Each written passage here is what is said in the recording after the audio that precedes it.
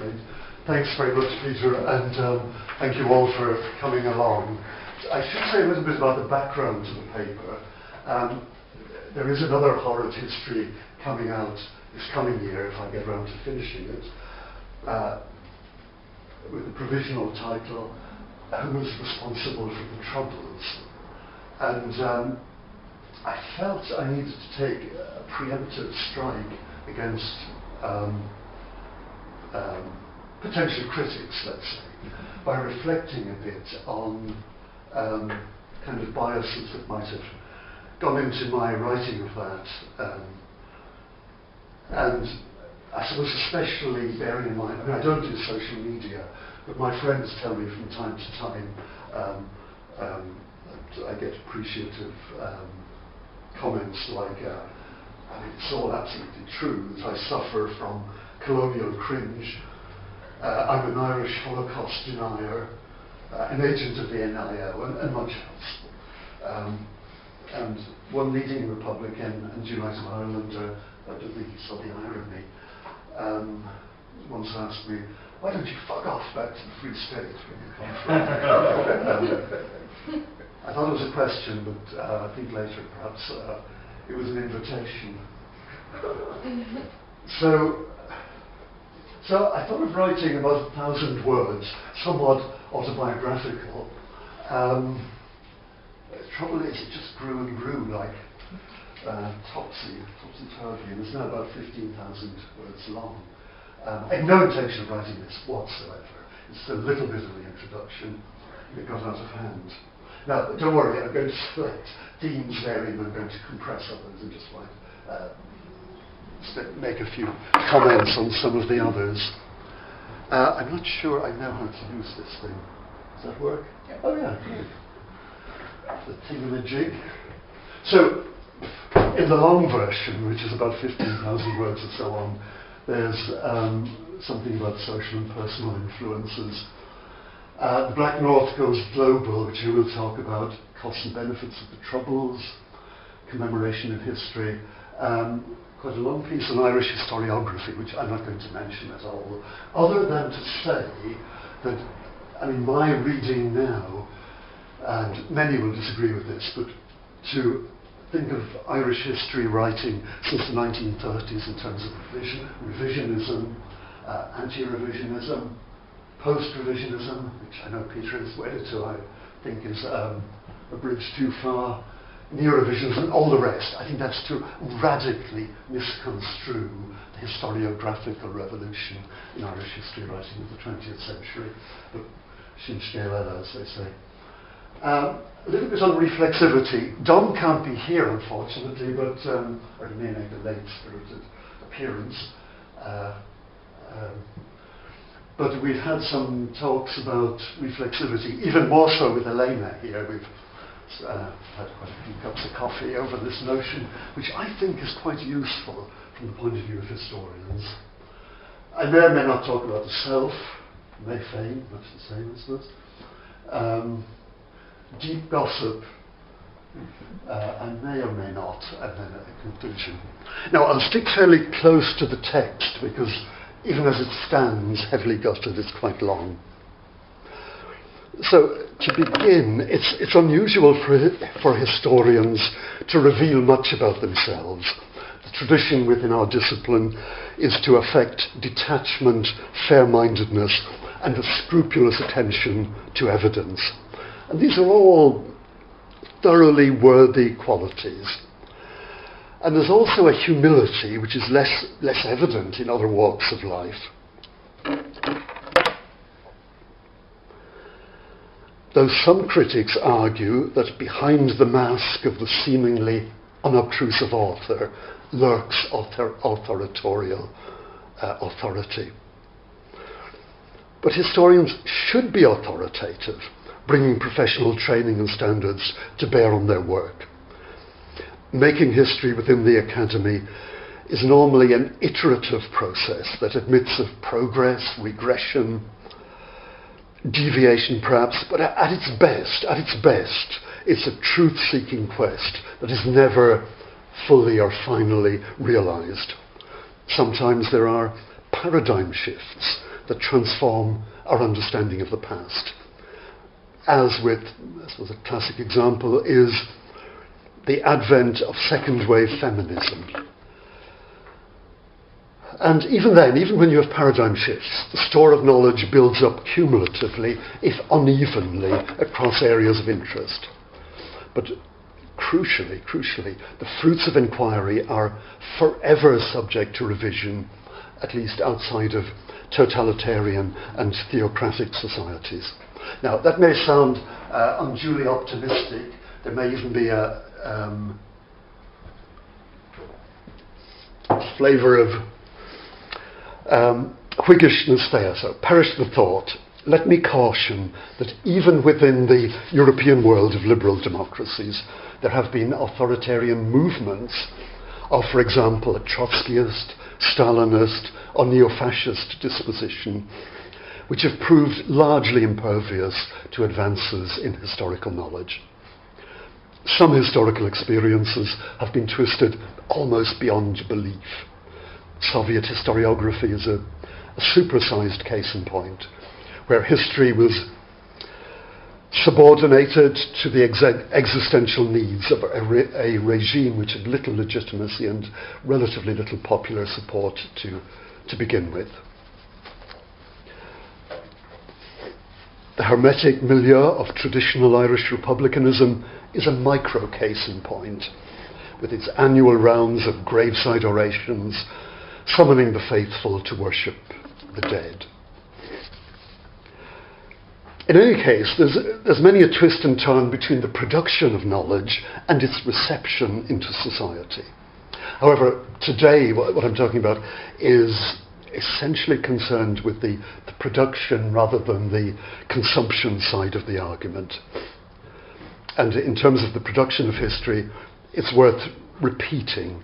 There can be regressions in historical understandings as red herrings, partial truths, and new but patently false claims are generated and popularised. The Irish slavery myth is, I suppose, a current case in point. And I think that's true of ideologically driven arguments about controversial areas of history anywhere, I suppose, especially within the world of social media, whether it's interpretations of the Koran, the Ukrainian famine of the 1930s, or the Great Irish Famine a century earlier. As we well know, our consciousness as historians or social scientists, I suppose I would see myself as having a foot in both camps, our consciousness is shaped by early socialization and family dynamics, by social class background, by gender, by location, by ideological considerations, all the various isms, religion, politics, etc., by sociocultural setting, by disciplinary networks and fads. There's a very nice article, and I can't remember where it is now, called Academic Gangs by a psychologist, which makes some rather scathing comments about us. Anyhow, to use a Joycean term, these are the visible nets we self-consciously strive to escape or fly past. Moral values, an aspect of early socialization, tend to go unexamined, but few historians, I suspect, would wish to suspend these entirely when making evaluations of the past. Indeed, Ian McBride has suggested that in the early years of professional history making in Ireland, and I quote, the modernisation of historical method was connected to a kind of moral crusade. Crusade against divisive myth-making and the propagandist use of history. So, morality mattered one way or another. I think most of that is fairly familiar to us, but let me try something else. Much less familiar to us is the influence of underlying personality structure, which falls within the realm of the psychology of individual differences. And yet, I've had this conversation with at least one or two people here. When I read some of the great contemporary historians of Ireland, friends and colleagues in the main, I can't help feeling that personality traits are deeply implicated in some of their most critical interpretative decisions, sometimes even their conclusions. Personality, as we know, is rooted to some degree in biology, but it's also the product of experience and culture. And one definition of personality is that it consists of, and I quote, those internal properties of a person that lead to characteristic patterns of behaviour. Now, that argument is quite an elusive one, but I will return to it later. Yeah, let's move on to the Black North. Go somewhere.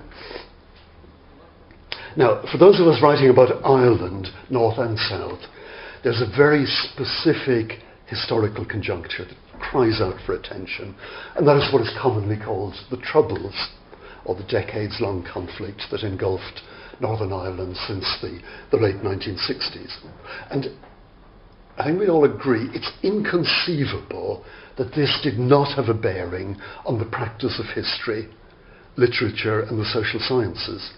I would go further and say that the Troubles contributed exponentially to the boom in Irish studies in the late 20th century. In an irony of ironies, the period of the Troubles may come to be seen as coinciding, at least in a rough and ready fashion, with a golden age of Irish studies. New centres and institutes of Irish studies, we predated them all, sprang into being, reflecting the time spirit or zeitgeist. And some of those institutes seem to be giving way to a new world of terrorism studies and studies of conflict transformation, but again, that's another story. And I don't think it's too much of an exaggeration to say that Irish history, politics, and literary studies came to command a new status internationally. Historians, political scientists, sociologists, social anthropologists from across the world flocked to Belfast. And really reiterating a point which John White, Richard will remember, John White made in his inaugural lecture in this university 20 years ago or whatever it was. Many beyond Ireland came to know something about Ireland and its troubled times. And then there were the artistic and creative responses. Seamus Heaney, Michael Longley, Paul Muldoon, Paul Durkin, Glenn Patterson, Robert McLean Wilson, and a line of others that extends from writers, literary critics and filmmakers to artists, sculptors, rock and punk musicians, even dancers. Even dancers were shocked into trying to make meaning out of the murderous times. Now, this is what's called an engram, not a stripogram or Instagram or whatever. And I've chosen the time period 1914 and 1916 to 2016. This is from Google. Terribly easy to do, even I can do it. So if you plug in Irish Studies, Irish Republican Army, red on top there, Ulster Volunteer Force, Ulster Defence Association, you get a chart like this.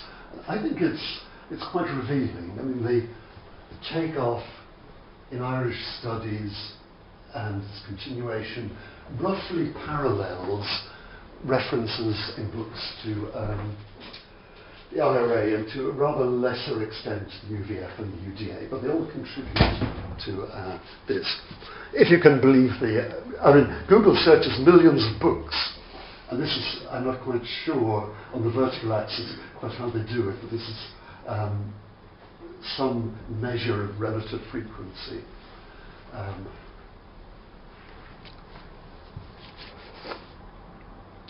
So what we can say, I think, is that the North hosted a world-class conflict in miniature, with all the passions of ethnicity, religion, class, nationality bubbling noisily in the one skillet.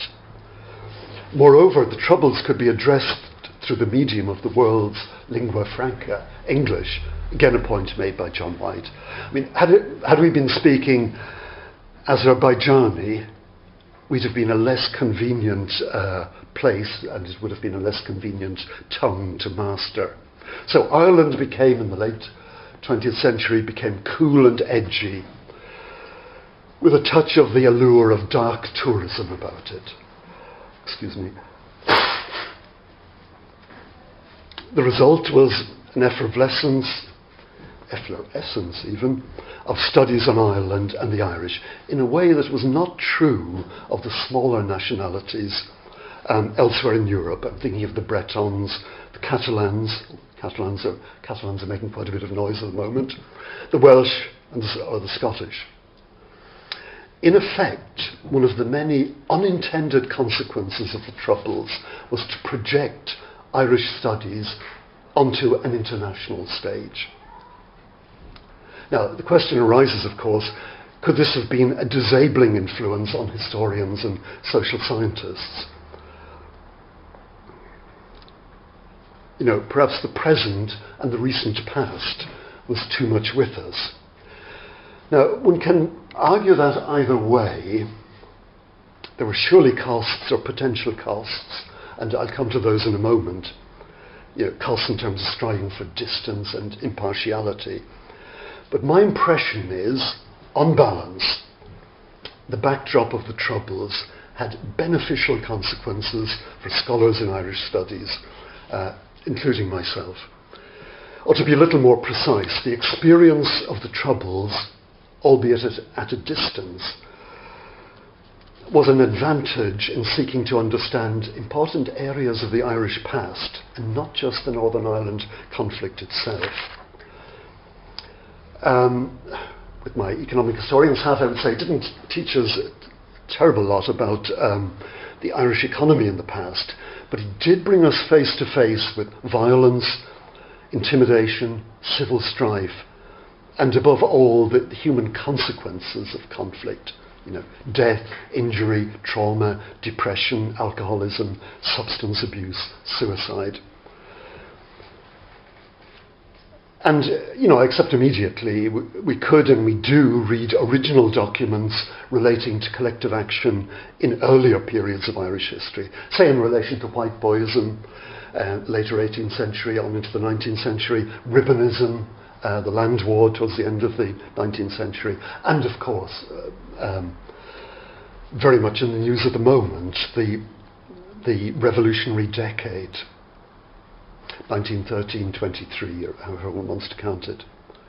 But this is kind of a personal reflection. For me, the early 1910s had a distinctly distant feel. You know, visceral knowledge was lacking, as was a sense of the sheer cruelty of how some victims were chosen for execution and how this might ripple through local communities. And that's irrespective of whether we're talking about the actions of Crown forces or the IRA in the end of the 10s, beginning of the 1920s. Communal conflict in Belfast in the 1920s was even more remote to people like me, given that I come from an overwhelmingly Catholic and nationalist background in the south of Ireland, the Republic of Ireland, and indeed a rural one at that. But living in Belfast, such were the elements of continuity that even the social geography of the past swam into focus. The Falls Road, the Shankill, Short Strand, Malone Road, the markets. Being a bystander to a conflict that raged outside the academy also gave rise to new questions for many of us. Stories of the use of torture, or what most of us would regard as torture, by British troops during the early stages of internment. I was living in England at the time. Such episodes caused me to rethink some of my assumptions about the exercise of state power and violence, even within liberal democracies. A loyalist workers' strike in 1974 and another in 1977 also raised challenging questions about the conditional nature of unionist loyalty to the British state. And I sometimes wondered if Peter Hart's path-breaking questions, possibly not all the answers, but path-breaking questions about the IRA and its enemies, I can't help feeling that owes quite a bit to the Troubles. Unfortunately, it's too late to ask him now. And interestingly, in a reverse process of imaginative understanding, members of Sinn Féin, principally Danny Morrison, he confirmed this with me some years ago, produced the compilation The Good Old IRA to show that the execution of off-duty RUC and UDR men, as well as civilians deemed to be collaborating with the authorities, as it points out, these had, as the booklet points out, these had historical precedents. And that avowedly unsentimental publication, The Good Old IRA, implied that it was acceptable to execute enemy figures, irrespective of circumstances or social setting. Be the victims unarmed and at home on the way to or from a church or hospital, working on a farm or having a pint in a local pub. All of this was an irrelevance. It had all happened before. Now, I then go on to talk about some of the questions that swam into consciousness, for me at any rate, I think by virtue of reflecting on the Troubles, but I'll jump over that. But I suppose I do need to mention what now? Well, just say very quickly, I think one can speak in terms of an expanded consciousness by reference to this backdrop, new experiences, new knowledge, which I've really just touched on, empathy and sympathy, and a greater understanding, perhaps, of people in history, strikes me as potentially one of the byproducts of being, located within a troubled context. So, in a way, the large claim, and some will certainly disagree with this, is that the Troubles represented one kind of primary source for the study of not only of the Troubles itself, but of more violent or dramatic aspects of the Irish past. So I suppose what I'm saying is that particular personal experiences may well enhance these capacities for historical understanding. Though I would also admit that experiential knowledge might serve to produce distortion, bias, and more subjectively based accounts. That is, if not disciplined by the historian or the social scientist's concern for a multiplicity of motives, viewpoints, balance, and an appreciation of the constraints operating in any given situation.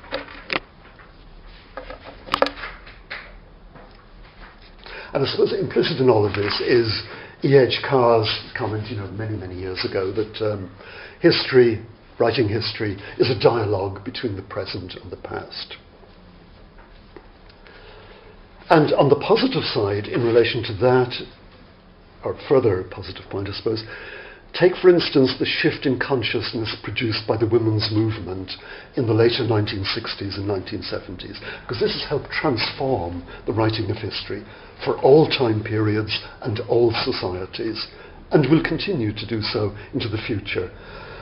In more recent times, the exploration of masculinity and of lesbian, bisexual and transgendered sexualities has served to enrich our understanding of the past. These were epiphanies, as it were. And current economic, political, ideological, even ecological circumstances can switch on new searchlights on the past.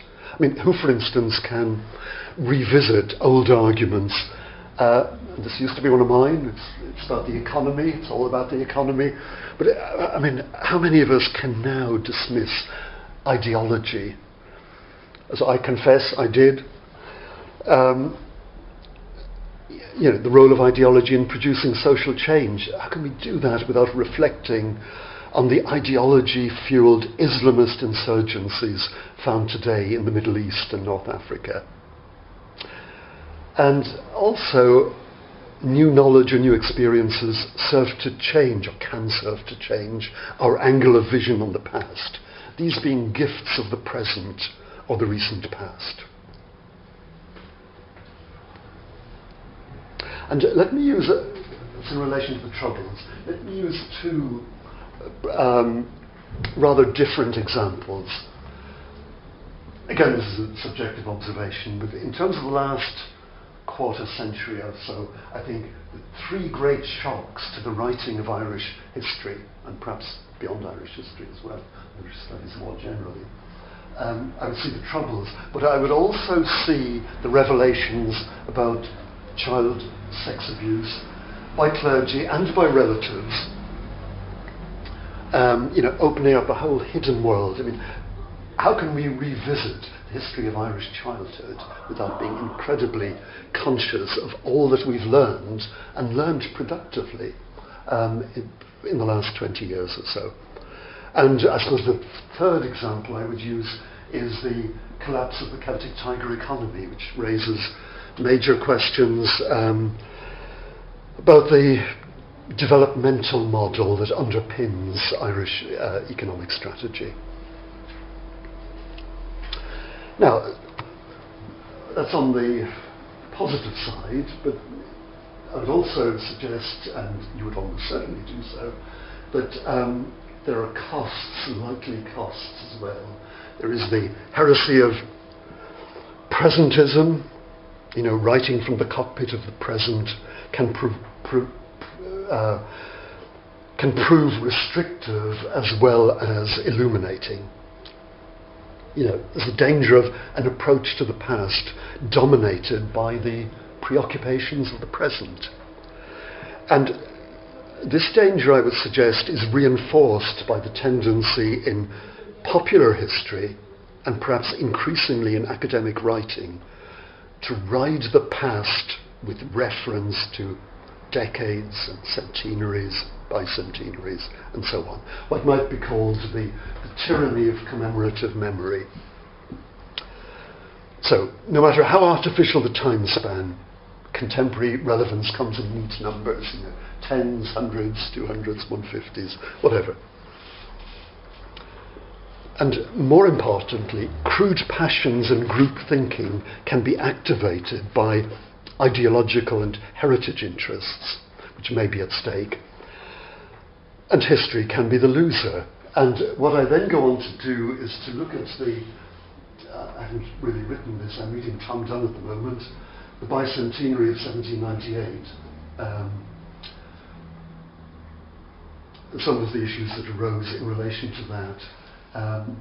The sesquicentenary of the Great Famine, 1995 onwards, and the centenary of 1916. Now, I won't say anything much about this, other than the Great Famine is kind of an interesting episode in the making of Irish history. I mean, some brilliant books came out, stimulated in part by the sesquicentenary. Peter's written what I think is the best book on the high politics of the Great Famine, and of course Cormac O'Grada stands over all of us. So it's some wonderful work. But it also strikes me that some of the heat generated during those commemorative activities, and perhaps I can mention a name because I've said it to him, my good friend Jim Donnelly, his book on 19th century Cork, which came out about 1974. It's a very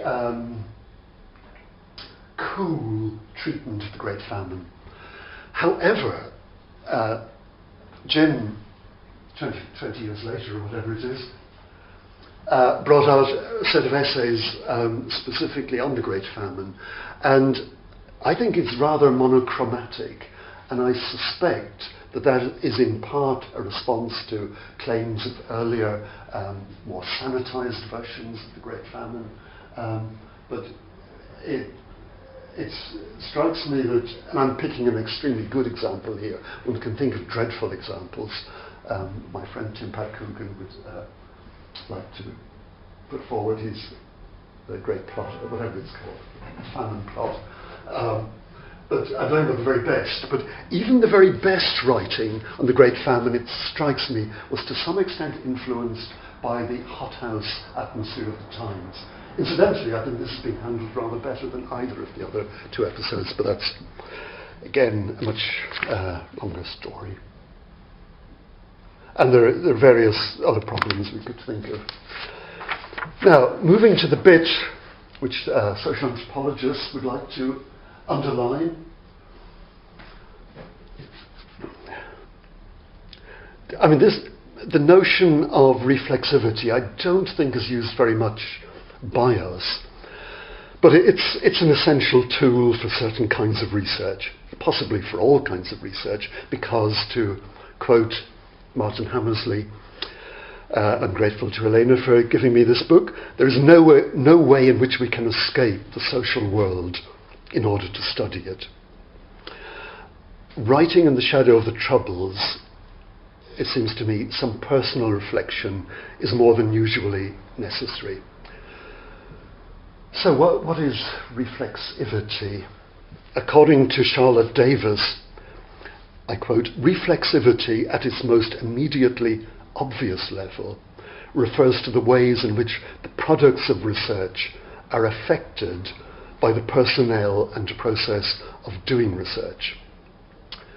Now, I think historians will see the point. I mean, she's addressing ethnographers and social anthropologists and so on. But it certainly resonated with me, that what you produce, your literary productions in history, are affected by the writer or the writers, and indeed even the process of doing the research. Now, even closer, this is Charlotte Davis, even closer to the bone is her observation that ethnographers, and for these read historians and social scientists, ethnographers should try, and I quote, to show how they are implicated or included in their discussions of other people. Now, I'd admit immediately the connection between social scientists, social anthropologists, or ethnographers and their particular research settings, and that's much closer in their case than in, say, to take an extreme example, prehistorians or medieval historians.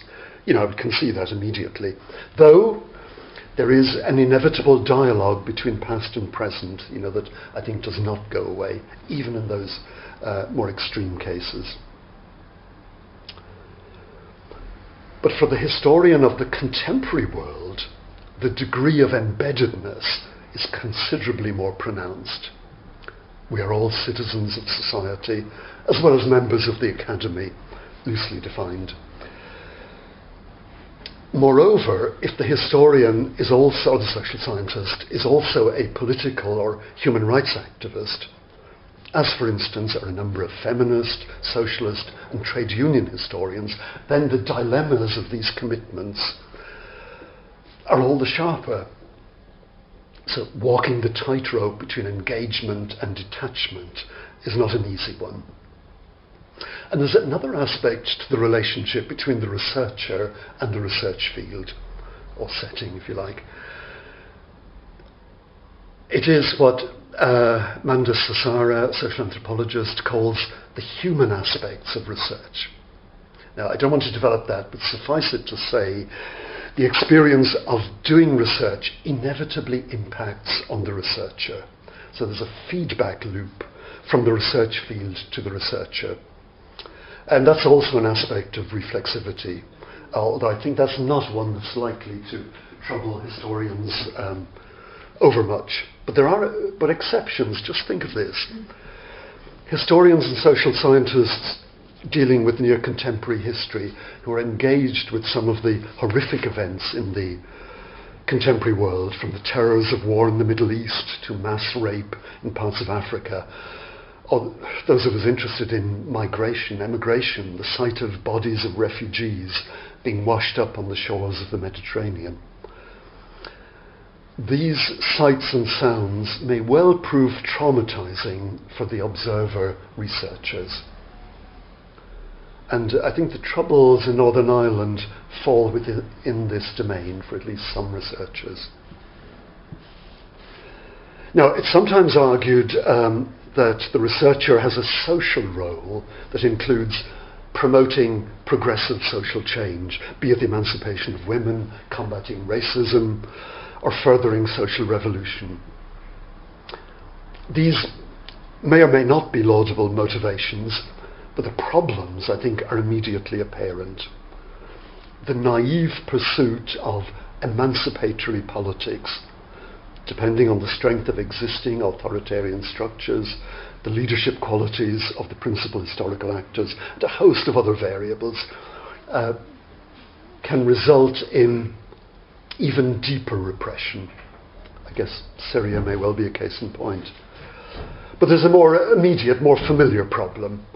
Politically motivated research is more likely to produce findings that are distorted by notions of how the world ought to be. So to kind of sum up this part, reflexivity, broadly defined, means a turning back on oneself, a process of self-reference. That's one definition. There are many others, and social anthropologists do go on rather a lot, I think. The process of introspection and reflection, it doesn't have to be directed solely at the self. We might also think of the dominant currents of ideas within particular disciplines. Going back to academic gangs, there are the socio-economic circumstances of the period, as well as the social and cultural affiliations of the author to be borne in mind. Let me give you an example. Again, a friend, Joe Lee, one of the great historians of modern Ireland, wrote that big book, and indeed great book, Ireland 1914, 1984, or whatever it is, which came out, I think, about 1986. Now, Joe excoriates Irish society, Irish economic performance, all kinds of historical actors, with a few exceptions. T.K. Whittaker and Mask were very good. But when Joe was writing that, the Irish economy was in disarray, public finances were in disarray, the national debt GDP ratio was comparable to Nigeria's. It was also the period of Charles J. Haughey and corruption scandals to beat Banagher. But as we know, the Irish economy began to recover quite rapidly in the late 1980s and on through the 1990s, and it produced the Celtic Tiger. So had Joe been writing that in the mid-1990s, I suspect his interpretation of earlier periods in Irish history would have been different. Or to take another brilliant example, and this time with the emphasis more on personality, some of you will be familiar with Kirby Miller's work. Sorry, this isn't the deep gossip. I'm going to skip over the deep gossip. Kirby Miller's great work, his many great works, but including the very first one, Emigrants and Exiles, which has thematic concerns that weave together strands of sorrow, family disruption, guilt, pathos, displacement, and alienation. And it seems to me those kinds of themes would call for a particular kind of historian with particular qualities. But I couldn't have written something remotely like it. On the other hand, I can't imagine Kirby ever writing a social history of joy. So maybe the point here is that particular historical subjects choose their own historians. If so, maybe we need to be that bit more self-conscious of the processes at play, from considerations of temperament and personality to those of a more social, political or religious kind. And to complicate matters further, there may be sex differences in personality traits. I mean, in a sense, all of this is no more than to say that historians and other practitioners of the humanities are individuals, while, of course, acknowledging that each of us is located in a social milieu with its own force field and multiple causal and or mediating variables at different levels of the social structure. Now, I've mentioned personality, and there are many models of personality. So schools of psychology is devoted to this. The five-factor model is, I gather, from my limited reading, one of the most widely accepted. So you have major traits, and then within those sub-traits, as it were. Does anybody have difficulty in reading this? If they don't, I will just leave it there. Yeah, it's okay. You can see where you might fit. We could do a little tests at the end, if you wish. I like the neuroticism one. So the big five, as it were, offers a mirror in which we may or may not recognize aspects of ourselves. I think suffice it to say at this stage that historians and social scientists are likely to be divided from each other by clusters of personality traits that may in turn influence our literary productions. So at that point I go on about myself. I think we've had enough of me.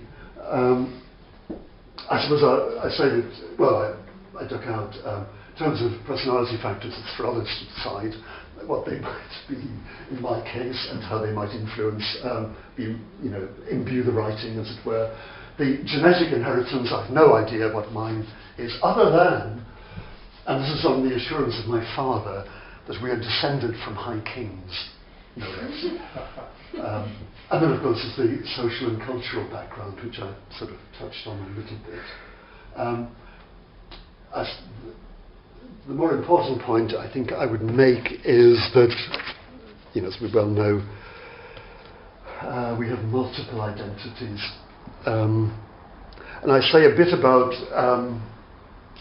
in that publication which deals extensively with Irish history from time to time, Untitled, I was described as being rabidly anti-republican. So maybe I'll just say a little bit about that. We all have a number of identities, and within these, a subset of political identities. I'm from the Republic of Ireland, and I favour a republican form of government, as do the vast majority of people in Ireland. So I am a republican. I also favour the classic formulation summed up in the principles of liberty, equality and fraternity, as set out by the French Republicans in the 1780s and 1790s. In that sense, I am a republican. I'm impressed by the sentiments, though not by some of the adventurism of Wolfe Tone and the early United Irishmen and women in their attempts to unite Protestant, Catholic and Dissenter. In that sense, I am a republican. I am not, however, an Irish republican, if that means being a militarist Irish republican. That is the sacred tradition of hatred and vengeance represented by the Irish Republican Brotherhood and the IRA in its various forms. And I think we need to recall that much of that hatred was directed inwards towards fellow Irish people, which makes it an ugly form of patriotism, and one which of course has its loyalist counterpart. So in that sense, I'm not an Irish Republican as conventionally and narrowly understood. Though not a pacifist, I have little time for guns, gun running and gun worship by unrepresentative conspiratorial groups. Kind of distant echo of O'Casey, they conspire against the people. And then, really, in terms of kind of fundamental values, I suppose that's where I locate myself. I would also make the point, though, that there's a hierarchy of identities, and rather like the branches of a tree, they rise and fall as they change over time. But really, nationalism and republicanism is way down that hierarchy as far as I'm concerned. Right, what halfpenny place means? What's that? Pardon? Which couple of questions later. Oh, halfpenny. It's in a very minor place. It's very far down the tree. Sorry, it's a colloquialism. Oh, average age has gone down, I see. So let me conclude. I think I've gone on rather long. Oh yeah, that's it. Yeah, let's pass over that. There's no such thing as scientific history because there is no denying the dilemma we started with. Historians and social scientists are part of the social world they or we are analysing. And there's no easy escape, no easy way of transcending this duality. But a heightened self-consciousness and a recourse to reflexivity, where appropriate, helps. More fundamentally, though, so also does the tradition of archive-based research, source criticism, the application of theory, qualitative and quantitative methods, and a variety of approaches and conventions that have built up over the years, over the generations, really. And finally, perhaps a final point. Yes, I'll come. That's the final. That's the postscript. The final point really is, if you think of to use an economic term, the market structure which contains the writing of history and the social sciences, it's a highly competitive one. And that is one of the great safeguards against the proliferation and perpetuation of wildly misleading accounts of the past. This final postscript anecdote.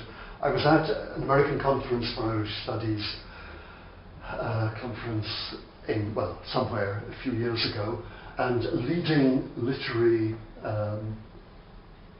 historian and literary critic, I will probably recognise immediately, was asked it was an incredibly admiring audience, the kind we as historians never get. I was asked about history and historians, and he said, reflectively, history is very important, but we want the right kind of historian. And unfortunately, I lost the opportunity to ask him what he meant by the right kind of historian. This is someone who wraps himself in the flag of Patrick Pearse and so on. So I have a pretty good idea as to what he meant. Thank you very much.